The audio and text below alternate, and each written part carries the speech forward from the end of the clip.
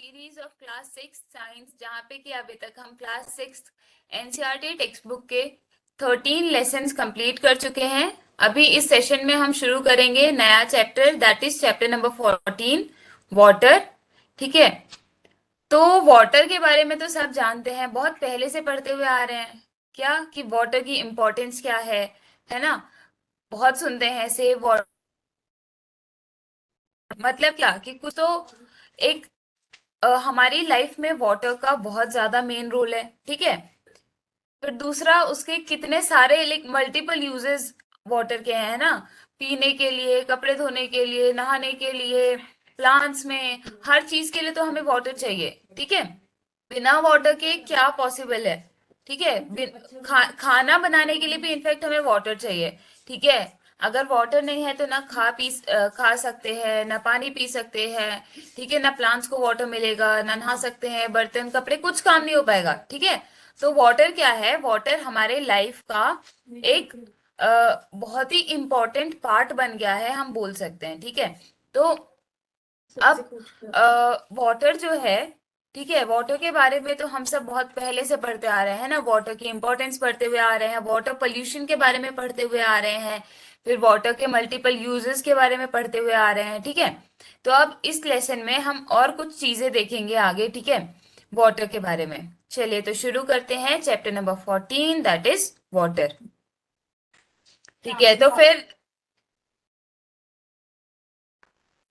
ठीक है, तो फिर शुरू करते हैं chapter number 14, that is water. ठीक है, तो सबसे पहले तो आप एक लिस्ट बनाइए। ठीक है, किस चीज की लिस्ट बनानी है आपको कि डेली एक्टिविटीज, कौन कौन सी ऐसी डेली एक्टिविटीज हैं जिसमें वाटर का यूज होता है। अब उसमें क्या क्या आ सकता है, कुकिंग आ सकती है, cleaning of utensils, washing of clothes, bathing, ठीक है, ड्रिंकिंग, सब आएगा। ठीक है, अब फिर ये सोचिए कि हम किस चीज में कितना वाटर यूज कर रहे हैं। ठीक है, अब हमें ब्रश करनी है तो ब्रश करने में हम कितना वाटर यूज कर रहे हैं, कपड़े धोने हैं, कपड़े धोने के लिए कितना वाटर यूज कर रहे हैं। ठीक है, और क्या वो काम उतने कम, उस जितना वाटर हम यूज कर रहे हैं, ठीक है, उससे कम में भी हो सकता है। अगर हो सकता है तो अपने वाटर के यूज को आप रिड्यूस कीजिए। ठीक है, क्यों, क्योंकि वाटर आज के टाइम में हमारे पास बहुत ही कम बचा है। ठीक है, हम यूजेबल वाटर की बात कर रहे हैं। ऐसे तो हमारे पास समुद्र में पानी है, पर वो पानी हमारे हेल्थ के लिए या हमारे यूज के लिए सही नहीं है। ठीक है, उसमें बहुत सारे ऐसे केमिकल्स और ऐसे सॉल्ट्स प्रेजेंट है जो कि हमारे यूज के लिए सही नहीं है। ठीक है, हमारे लिए बहुत ज्यादा हार्मफुल है। ठीक है, तो पीने के लिए तो पानी है ही बहुत ज्यादा इंपॉर्टेंट, है ना। और सारी एक्टिविटीज जिनके बारे में हमने डिस्कस किया। ठीक है, अ, तो मतलब बहुत सारी मल्टीपल एक्टिविटीज है जिसके लिए कि हम वाटर का यूज करते हैं। ठीक है, तो आप लिस्ट बनाइए। ठीक है, और आप अंदाजे से लिखिए कि उसमें कितना वाटर आप यूज कर रहे हैं। ठीक है, जैसे अगर आपको लीटर्स में नहीं पता है, ठीक है, आप ग्लास में लिख दीजिए। ठीक है, या मग्स में या बकेट्स के अमाउंट में लिख दीजिए। जैसे जैसे ड्रिंकिंग ऑफ वाटर, आप कितना पानी दिन में पी रहे हैं, 7 ग्लासेस, 8 ग्लासेस। ठीक है, आप ब्रशिंग में कितना वाटर जा रहा है, आप मग या बकेट के हिसाब से लिख सकते हैं। ठीक है, जैसे 2 मग पानी आपको चाहिए ब्रश करने के लिए, बाथिंग के लिए आपको 1 बकेट या 2 बकेट चाहिए, वॉश यूटेंसिल्स वॉश करने के लिए कितना चाहिए। ठीक है, तो आप इस टेबल को कंप्लीट करिए, और आप इसमें और भी अगर आपको कुछ लगता है कुछ ऐसे काम हो रहे हैं वाटर की यूज से, तो आप इस लिस्ट में ऐड कीजिए, और उसमें कितना water, amount of water use होगा, आप वो चीज लिखिए। ठीक है, तो ये किस पार्ट में, किस चीज में आएगा, ये आएगा हमारा how much water do we use में। ठीक है, अब हम कितने वाटर कितना यूज कर रहे हैं, ठीक है, वो उसमें आएगा। ये एक दिन के हिसाब से हमें लिखना है। थ्रू आउट द डे हम ये सारी एक्टिविटीज करते हैं जिसमें कि हमें वाटर चाहिए रहता है। ठीक है, तो अब आपको इससे क्या होगा, आपको एक रफ आइडिया लग जाएगा कि आपको एक दिन में कितना पानी चाहिए, कितना पानी आपके यूज में आता है एक दिन में। ठीक है, तो और ये सिर्फ एक जन की बात हो रही है। ठीक है, ऐसे ही अगर मान लीजिए आप ड्रिंकिंग में आपको 7 ग्लास वाटर चाहिए। ठीक है, और आपके फैमिली में 4 मेंबर हैं, तो 7 + 7 + 7 मतलब 4 × 4 × 7 हो जाएगा ना। तो आप सोच लीजिए कितना पानी आपको एक दिन में चाहिएगा, है ना। तो 28 ग्लास हो गया यहाँ पे। तो ऐसे ही जब आप मल्टीप्लाई करते जाएंगे तो अब आप खुद का देखिए, पहले आपको जितना पानी चाहिए, और फिर आप देखिए कि आपके पूरे फैमिली को कितना पानी लगेगा एक दिन में, और उसको उसके बाद में टोटल करिए, ठीक है। Total water used in a day by our family, पहले खुद का लिखेंगे आप, फिर एक और कॉलम बनाएंगे जहां पे आप अपने फैमिली का लिखेंगे, और उसके बाद में आप उसको टोटल करेंगे, ठीक है। तो फिर उससे आपको पता चलेगा कि कितना अमाउंट ऑफ वाटर आप डेली यूज करते हो, ठीक है। और फिर अगर आप उसको मल्टीप्लाई करोगे इंटू 365 डेज, तो एक साल में आप कितना वाटर यूज कर लेते हो, या आपकी फैमिली एक साल में, 1 ईयर में कितना वाटर यूज कर लेती है, वो आपको पता चलेगा, ठीक है। So this will give you an idea of the amount of water needed by one member of your family in a year, ठीक है। तो ऐसे हमने यहाँ पे बात की कि आप पहले खुद के हिसाब से लिखेंगे कि आप कितना वाटर यूज कर रहे हैं, उसके बाद में आप लिखेंगे कि आपकी पूरी फैमिली कितना वाटर यूज कर रही है, ठीक है। चलिए, तो इससे क्या है, you may now get an idea of amount of water needed by your village और टाउन इन अ ईयर, ठीक है। अब उससे क्या, आप आप जितना पानी यूज कर रहे हो, आपकी फैमिली कितना पानी यूज कर रही है, और ऐसी कितनी फैमिलीज हो सकती हैं आपकी सिटी में, मतलब टोटल कितने लोग हो सकते हैं आपकी सिटी में, ठीक है। तो आप देखेंगे कि एक सिटी के लोग कितना पानी यूज कर रहे हैं, ठीक है। अब आप उसमें एक दिन की भी बात कर सकते हैं, एक वीक को लेके चल सकते हैं, एक मंथ या फिर एक ईयर, ठीक है। So you have listed a number of activities for which you use water. Do you think a water requirement is limited to activities like this? नहीं, हमने तो ये जो लिखा है ये सब हमने डेली एक्टिविटीज लिखी है, ठीक है। पर इसके अलावा भी बहुत सारी ऐसी जगह हैं, बहुत सारे ऐसे फील्ड्स हैं जहाँ पे हमें वाटर की जरूरत होती है, ठीक है। We use wheat, rice, pulses, vegetables and many other food items every day, ठीक है। अभी हमने जब प्लांट्स के बारे में हम बात कर रहे थे तो हमने क्या देखा था, प्लांट्स को भी वाटर की जरूरत होती है, ठीक है। तो क्या हो रहा है, ये सब क्या है, ये सब प्लांट्स है ना, वीट का प्लांट होता है, पैडी राइस का प्लांट होता है, पल्सेस के, वेजिटेबल्स, ये सब के प्लांट्स और ट्रीज होते हैं, मतलब क्या उनको भी वाटर चाहिए, है ना। तो हमें अगर खाना चाहिए, तो खाना पहले तो खाना बनाने के लिए तो हमें पानी चाहिए ही चाहिए, कुकिंग के लिए। उससे पहले जो हमारे पास रॉ मटेरियल आ रहा है, हमारे पास गेहूं चावल, सब्जियां जो भी आ रही हैं, है ना, उन सब्जियों को या गेहूं चावल को, अनाज को उगाने के लिए भी हमें पानी चाहिए, ठीक है। हमें इन सभी प्लांट्स को ग्रो करने के लिए भी वाटर चाहिए। So, water is also used in industries for producing all the things that we use. So, we need water not in only in our daily activities but also for producing many things. तो अब water हम daily use में कर रहे हैं, हमने देख लिया। फिर प्लांट्स को भी चाहिए वाटर, वो भी हमने देख लिया। मतलब क्या, जब खेती हो रही है तो खेती में भी पानी लगता है ना। और थर्ड पॉइंट क्या आ गया कि इंडस्ट्रीज जो है, हमारे अराउंड जितनी भी चीजें आ रही हैं, ठीक है, इंडस्ट्रीज से आ रही हैं। जो भी अभी ये मोबाइल जो बना है, कोई ना कोई इंडस्ट्री में बना है ना। ये पाउच बना है, कोई इंडस्ट्री में बना है। हर इंडस्ट्री में कम या ज्यादा, हर किसी भी अमाउंट में वाटर की जरूरत लगेगी, ठीक है। हो सकता है कि अमाउंट डिफर करे, अमाउंट कम हो सकती है, ज्यादा हो सकती है, पर वाटर की जरूरत तो होगी, ठीक है। तो वाटर कहाँ कहाँ यूज हो गया,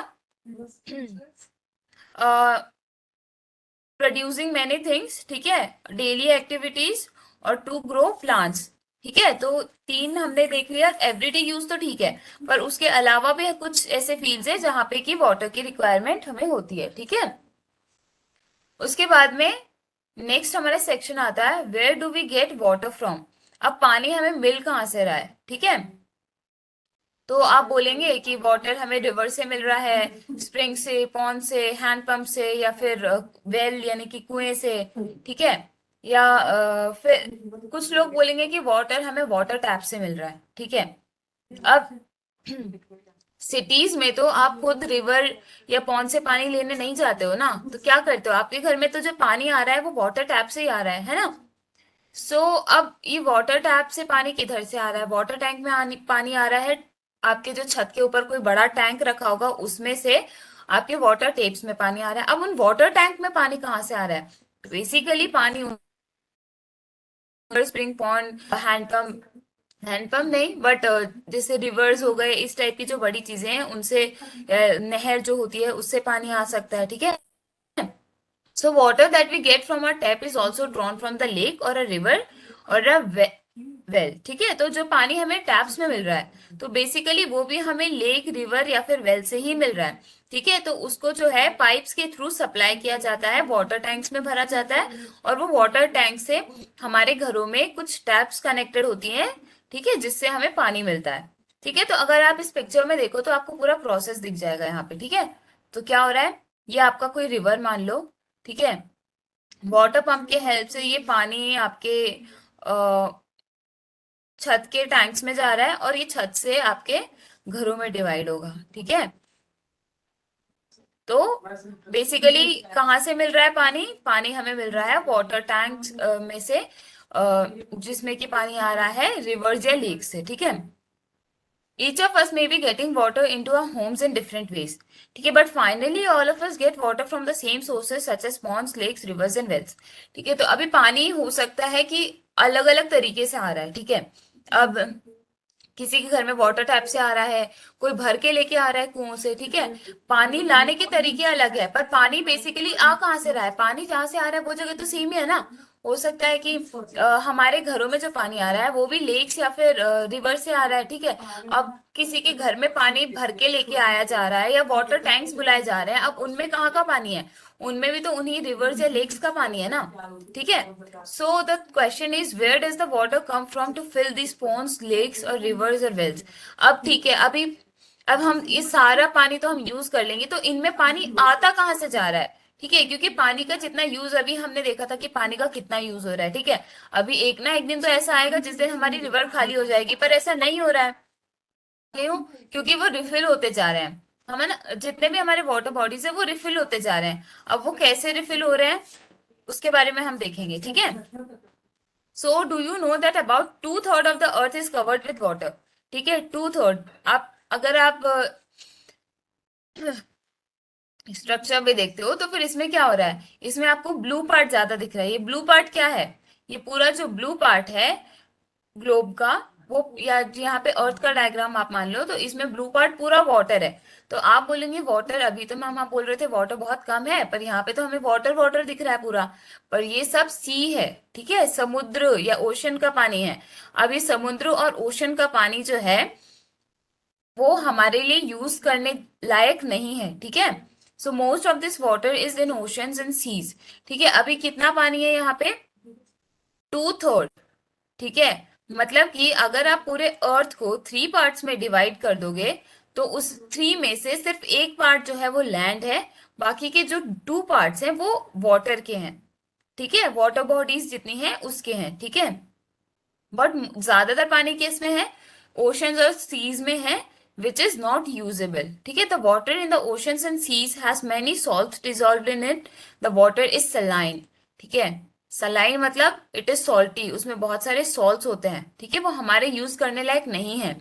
so it is not fit for drinking and other domestic agricultural and industrial needs, ठीक है। तो ये पानी मैंने बताया यूज करने लायक नहीं है, ठीक है। अभी वो घरों में, एग्रीकल्चर में, मतलब प्लांट्स उगाने के लिए या खेती करने के लिए, इंडस्ट्रीज में वो पानी कहीं यूज नहीं हो सकता, ठीक है। अगर आप करते भी हो तो उसको आपको मल्टीपल टाइम फिल्टर्स करना होगा, और उसके भी बाद में कुछ ऐसे सॉल्ट्स उसमें रह ही जाएंगे, ठीक है, जो कि स्टिल आपके लिए बॉडी के लिए हार्मफुल है, ठीक है। फिर so ocean plays an important role in supplying the water that we use. Ocean का पानी हम डायरेक्टली यूज नहीं कर रहे हैं, पर फिर भी ओशन का बहुत मेन रोल है हमें वाटर सप्लाई करवाने में, ठीक है। अब कैसे? अब आप बोलेंगे कि मैम अभी तो आप बोल रहे थे कि ओशन का पानी हम यूज नहीं कर सकते, और अभी आप बोल रहे हैं कि उसकी बहुत ज्यादा हम बोल सकते हैं वो एक इम्पोर्टेंट पार्ट उसका है हमें पानी प्रोवाइड करवाने में। कैसे? So many of us live in places far from the oceans, ठीक है। अभी हम सब तो समुद्र किनारे नहीं रहते हैं ना, ठीक है। तो वहां का भी पानी क्या ओशन पे डिपेंड करता है? How does the ocean water reach ponds, lakes, rivers, wells which supply us water? How come the water from these sources is not saline any more? ठीक है। तो अब आपके दिमाग में ये सारे क्वेश्चंस आ रहे होंगे कि मैम अभी आपने बोला था वाटर तो सलाइन होता है, यूज नहीं कर सकते, और अभी आप बोल रहे हैं कि हम वो हमें वाटर सप्लाई करवाता है, ठीक है। तो अब पहली बात तो वो पॉन्ड्स और लेक्स में पहुंचता कैसे है, उसके बाद में फिर वो अब क्या, अब वो सलाइन नहीं है, इज इट सलाइन? अब वो कैसे हम तक पहुंच रहा है? हम अब पढ़ते हैं वाटर साइकिल में, ठीक है। ओके, तो वाटर साइकिल में, ठीक है।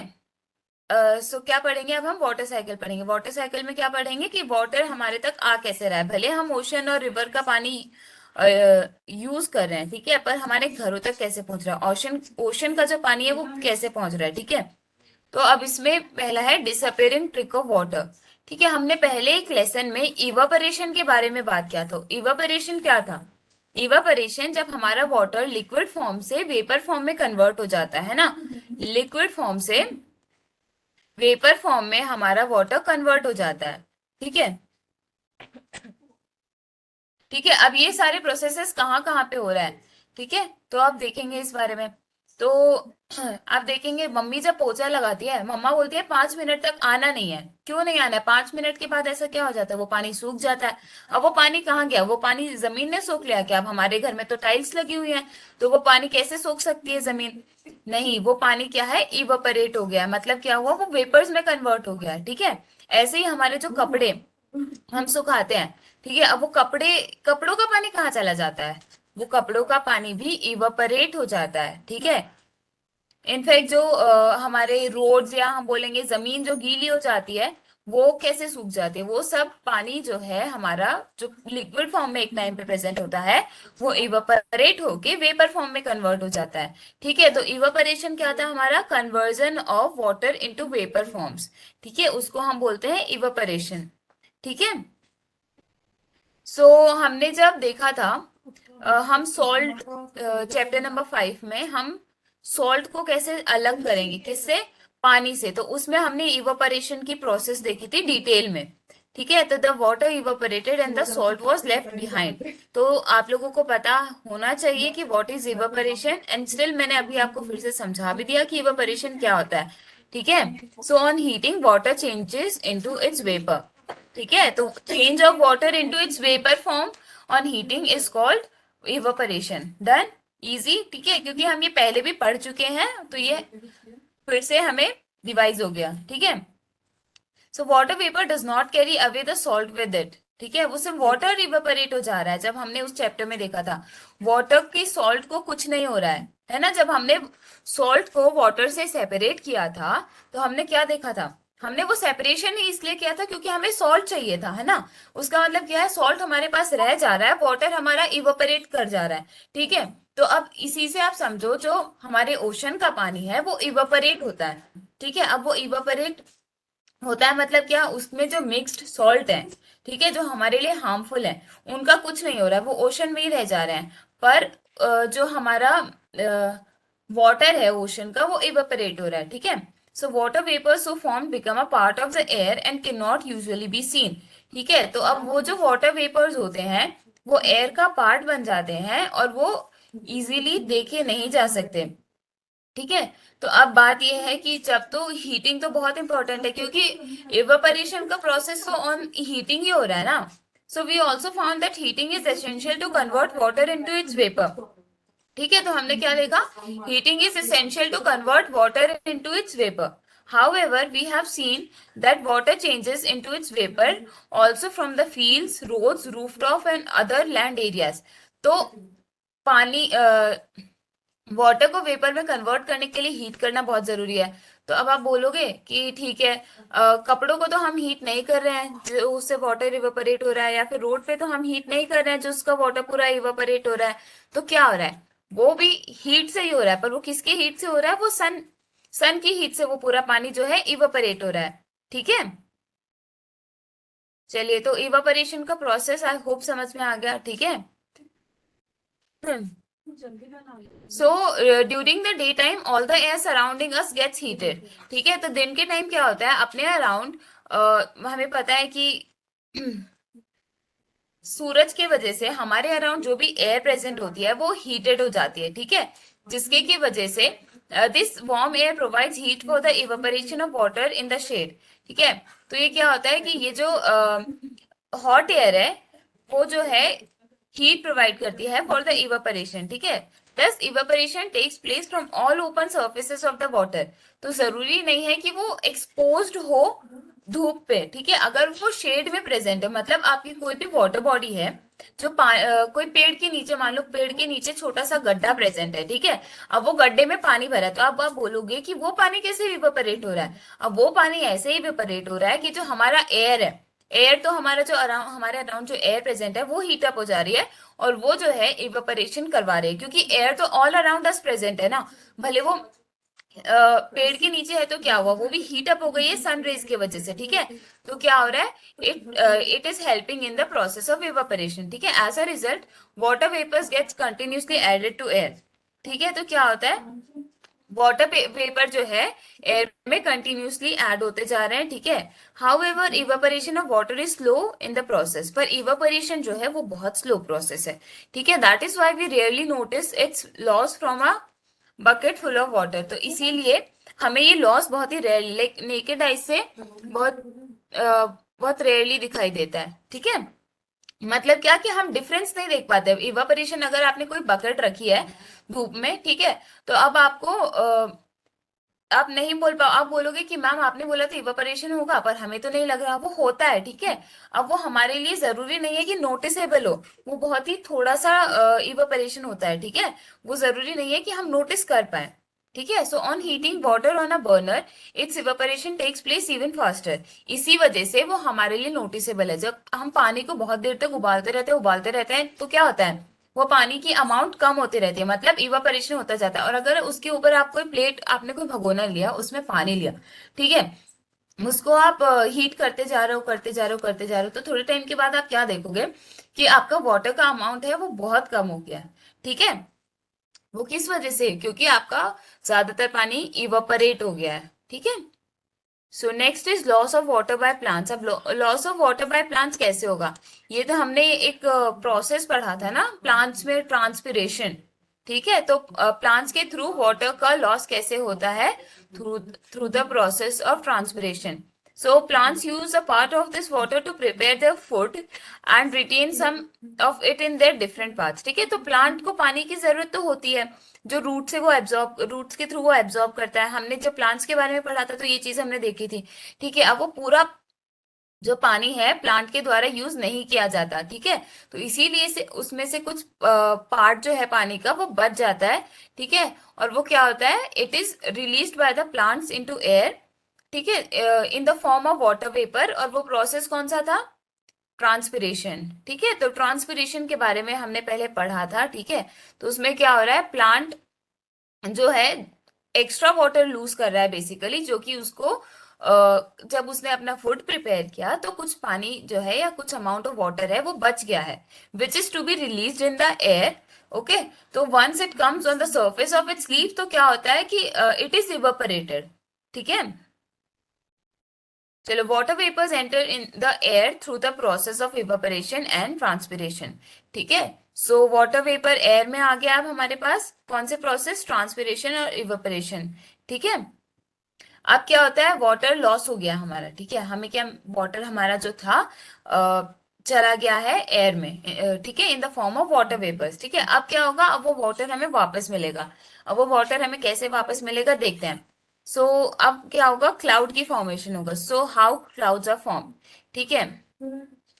सो क्लाउड जो है हमारा, क्लाउड्स बनते हैं हमारा थ्रू द प्रोसेस जिसको हम बोलते हैं कंडेंसेशन, ठीक है। So condensation plays an important role in bringing water back to the surface of earth, ठीक है। सो जितना इंपॉर्टेंट इवापोरेशन है उतना ही इंपॉर्टेंट कंडेंसेशन भी है, क्योंकि इवापोरेशन से तो हमने वाटर लॉस कर दिया, जो था हमारे पास हमने उसको भी लॉस कर दिया है, ठीक है।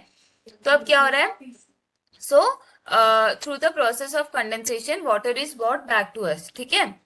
So how does it happen, ठीक है। तो अब वो होगा कैसे, तो जब हम और हायर क्लासेस में जाएंगे तो क्या होगा, हम इसके बारे में और डिटेल में पढ़ेंगे, ठीक है। जब हम अर्थ के बारे में और डिटेल में पढ़ेंगे, ठीक है। सो जब एयर हवा में, मतलब when the air moves up it gets cooler and cooler, ठीक है। जब हवा ऊपर जाते जाती है ना, तो वो ठंडी होते जाती है, ठीक है।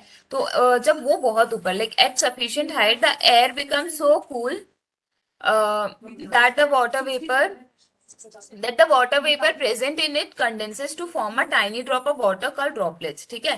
तो जब वो बहुत ऊपर चली जाती है तो क्या होता है, हमारे वाटर वेपर जब ठंडे हो जाते हैं, ठीक है, तो वो कंडेंस होके वाटर वेपर से वाटर ड्रॉपलेट्स बनाता है, ठीक है। अब ड्रॉपलेट्स के, वाटर ड्रॉपलेट्स क्या है, वाटर के छोटे छोटे ड्रॉप्स जो होते हैं, ठीक है, उनको हम बोलते हैं ड्रॉपलेट, ठीक है।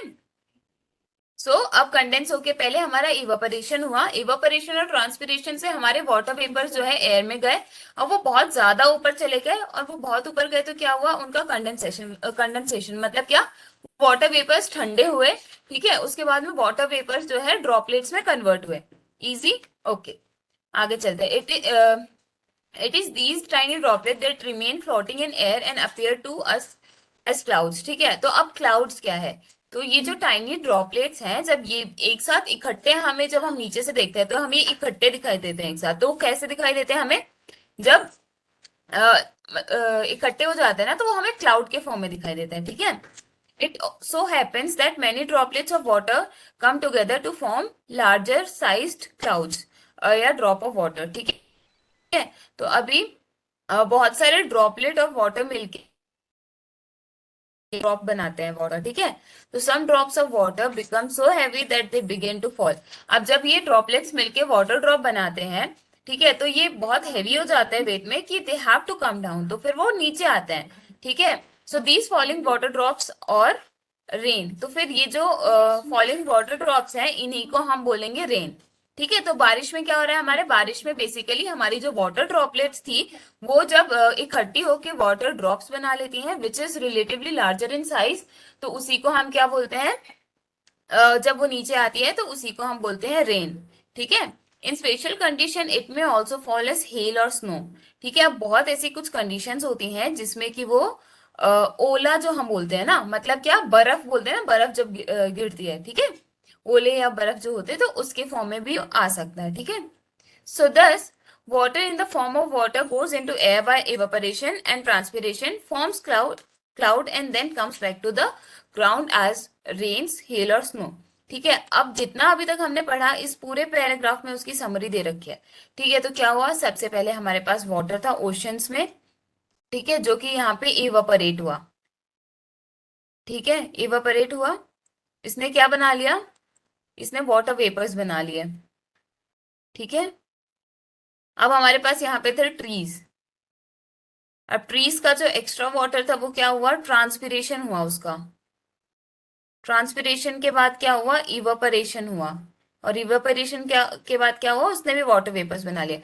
अब ये वाटर वेपर्स क्या गए, बहुत ऊपर गए जहां पे कि वो कूल डाउन हो गए, ठीक है, कंडेंसेशन हुआ और उन्होंने वाटर ड्रॉपलेट्स बना लिए, ठीक है। और अब जब ये वाटर ड्रॉपलेट्स ही इकट्ठे हमें किस फॉर्म में दिखाई देते हैं, क्लाउड के फॉर्म में दिखाई देते हैं।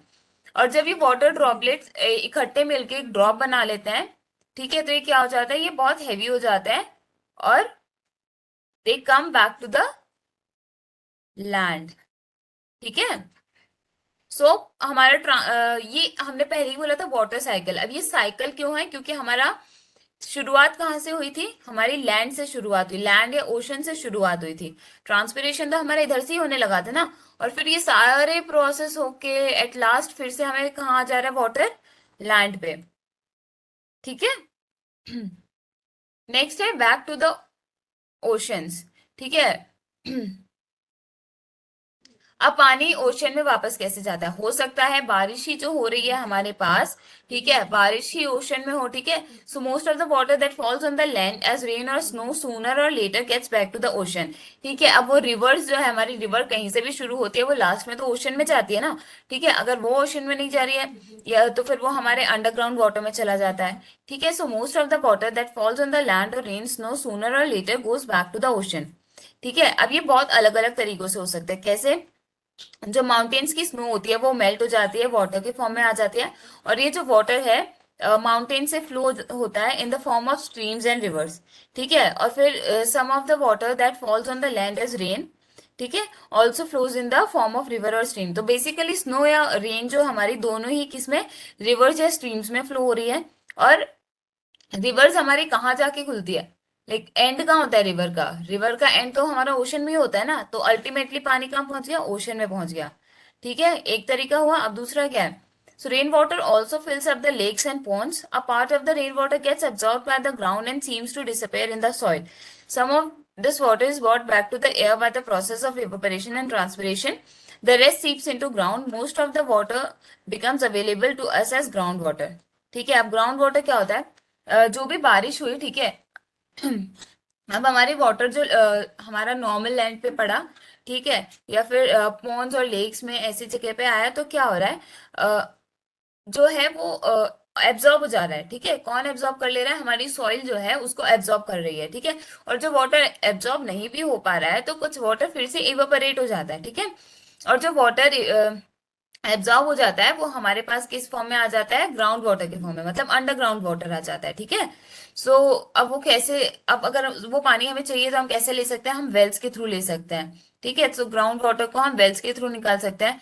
ठीक है, और ग्राउंड वाटर क्या है, it is also source for many lakes. ठीक है, वो बहुत सारे लेक्स के पानी का सोर्स भी ग्राउंड वाटर है। ठीक है, it is also this ground water which is drawn by the hand pump और ट्यूबवेल। अब ट्यूबवेल और हैंडपंप से हम जो पानी निकालते हैं वो कहाँ से आ रहा है, वो अंडरग्राउंड वाटर ही है। ठीक है, सो जब बहुत एक ही एरिया में बहुत सारे हैंडपंप्स या ट्यूबवेल्स लग जाते हैं तो क्या हो जाता है, वहां का जो ग्राउंड वाटर है वो कम होते जाता है। तो फिर हमें क्या और ज्यादा ज्यादा डिग करना पड़ता है। ठीक है, पानी और नीचे क्योंकि हमारे पास होता है तो हमें अपने पाइप्स की लेंथ बढ़ानी पड़ती है, उसके लिए हमें और ज्यादा डिग करना पड़ता है। ठीक है, so the loss in the level of ground water is due to overuse. ठीक है, और विच इज वर्थ वरिंग। ठीक है, अब ये बहुत बड़ी चिंता का विषय है। क्यों, क्योंकि वाटर जो है ग्राउंड वाटर से बहुत सारे लोग जो है वाटर ग्राउंड वाटर से ही उनके लिए जो मेजर सोर्स है पानी का वो ग्राउंड वाटर है। अब उसी का लेवल कम हो जाएगा तो बहुत दिक्कत हो जाएगी। ठीक है, ओके, सो अब फ्लोइंग वाटर क्या करता है ना, वो अपने साथ अपनी मिट्टी को भी खींचते हुए लेके आ जाता है। तो बहुत सारे जगह की जो ऊपर वाली लेयर, ठीक है, which is rich in humus और न्यूट्रिएंट्स, जो कि प्लांट्स के लिए बहुत ज्यादा इंपॉर्टेंट है, उसको अपने साथ बहा के लेके आ जाता है। ठीक है, तो वो क्या हो जा रहा है, उस पर्टिकुलर लैंड के लिए जहां का वो अपर पार्ट ले आ रहा है उसके लिए हेल्दी नहीं है। ठीक है, सो अभी देख लिया वाटर साइकिल क्या होता है। तो the circulation of water in this manner, in which manner, evaporation और ट्रांसपिरेशन से वाटर वेपर बन रहा है। ठीक है, अब जब ये पानी बहुत ही हाइट्स पे चला जाता है, मतलब जो इवापोरेशन है बहुत हाइट्स पे जाने के बाद वो कूल डाउन होता है। ठीक है, जिसको हम बोलते हैं कंडेंसेशन, उसके बाद में वो बहुत ही टाइनी ड्रॉपलेट्स में कन्वर्ट हो जाता है। अब ये ड्रॉपलेट्स ही इकट्ठी हमें क्लाउड के जैसी दिखाई देती हैं। अब बहुत सारी ड्रॉपलेट्स मिलकर ना वाटर ड्रॉप्स बनाती है। ठीक है, अब जब ये वाटर ड्रॉप बहुत हैवी हो जाती है ना तो it falls down in the form of rain. ठीक है, तो अभी आप लोग को समझ में आया कि ओशन का पानी कैसे यूज हो रहा है, हम कैसे ओशन का पानी यूज कर रहे हैं। ओशन का पानी हम ऐसे यूज कर रहे हैं क्योंकि ओशन का पानी भी इवापोरेट होके जा रहा है। अब उस जब वो इवापोरेट हो रहा है तो उसमें सॉल्ट इवापोरेट नहीं हो रहे हैं। ये जब हमने पिछले लेसन में देखा था तो हमने देखा था, है ना, जब हम वाटर और सॉल्ट को सेपरेट कर रहे थे तब हमने देखा था वाटर सेपरेट कैसे कर पा रहे थे, इसी वजह से क्योंकि सिर्फ वाटर इवापोरेट हो रहा था, सॉल्ट नहीं हो रहा था। ओके,